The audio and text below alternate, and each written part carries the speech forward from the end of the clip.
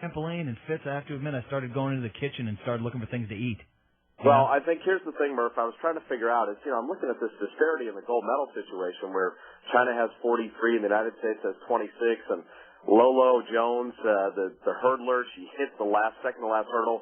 The American still won the hurdles, but I just never get over somebody who trains for 4 years for a 100-meter run and then just dips it, right? Right before she's going to win the gold, she was in the lead in the whole bid. But I was looking like, how does China have 43 golds? And so I just happen to have, the list of the sports that they've done this in, okay? Okay, this is good. And, gymnastics is legit, but the rest of these are pretty much things you could do at a pool party in your backyard, okay? Right. Now, you ready for this? Uh-huh.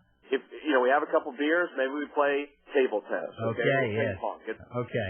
Get that going. Definitely beer pong, even. You might have a badminton net. Okay, badminton, right. Uh-huh. You're at the swimming pool. You jump off the diving board. I mean, everybody does that. A couple cannonballs, that kind of thing. Uh-huh. And then if you got a super big backyard, you have a trampoline in the backyard. And then, depending on the neighborhood you live in, doesn't every block party, swim party end with some type of shooting? I mean, really, these are the sports that the Chinese are dominating in, apparently, and it's just all one big, out-of-control pool party in your backyard. These are the events we could all be training for during the summer. So the China Olympic Project, Project 119, is essentially one gigantic summer cookout, is what it is. Exactly. Exactly. I mean, it's the kind of thing now, I'm going to go home and tell my kids, it's like, screw the marathon or swimming like Phelps or things like that. I want you on a trampoline. I want you on the BMX bike. I want you taking a stick with a flag and running around waving it.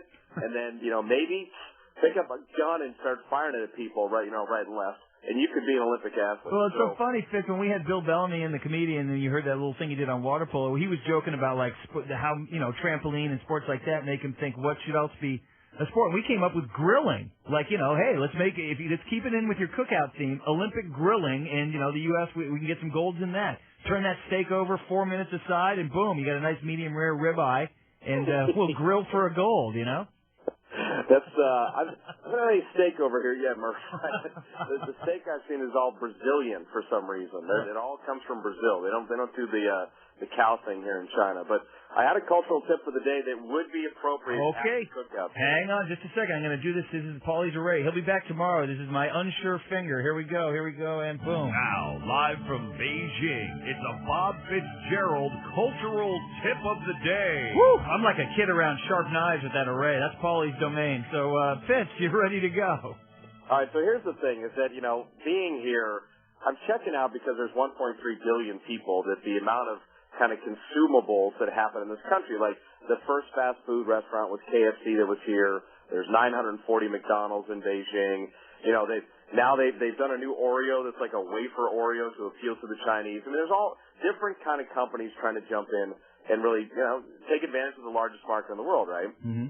So I'm having this conversation with this guy, and in the early 1900s, the Germans came to China, and there was no beer. Mm-hmm. And so Tsingtao, which is like the national beer of China. Yeah, love it. Brewed in Germany. You gotta be kidding me. Oh, German owned. You just rock my world. Every Chinese meal I've ever had, I've washed down with Qingdao. I feel like I'm in Shanghai. Now you've ruined the illusion.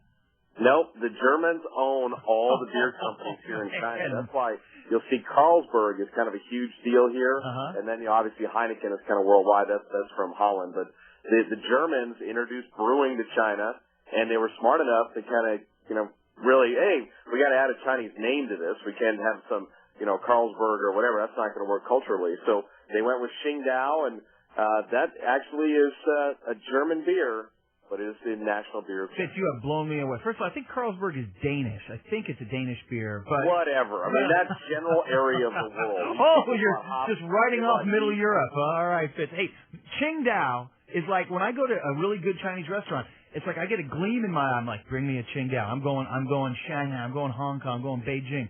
Now you're telling me I'm going Dusseldorf, Munich, and Berlin. Exactly. I'm telling you, it's a Heineken. It's a hopped up Heineken with a different name. And